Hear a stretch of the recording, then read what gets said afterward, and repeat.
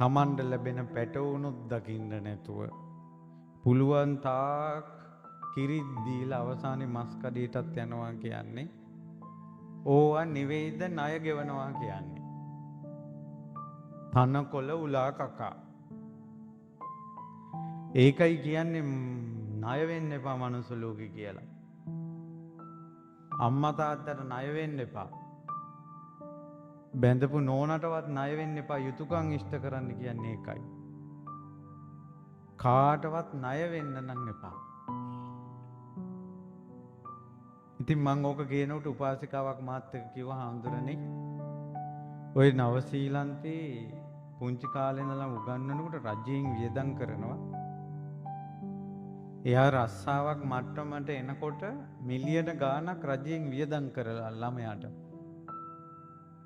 ඊට පස්සේ එයා ඉගෙන ගත්ත ගමන් මේ රටින් වෙන රටකට පයින්නවා. වෙන රටකට සේවය කරනවා.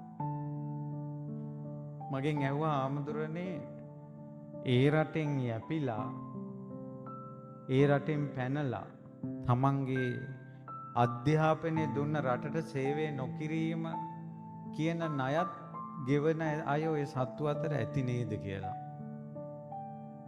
මං කිව්වා වෙන්න පුළුවන්.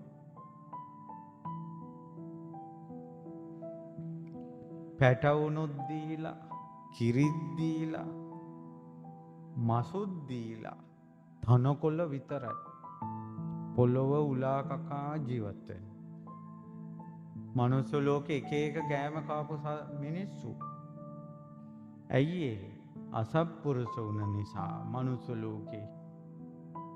බාල වැඩ කරපු නිසා මනුස්ස ලෝකේ. පව් කරපු නිසා. තනකොළ උලා කන සත්තු අතර උපදිනවා. බැටළුවෝ ඇඟේ ලොම් ටික දීලා රෙදි හදන්න. ඒ ලොම් වලින් තමයි මේ සීතල පැතිවල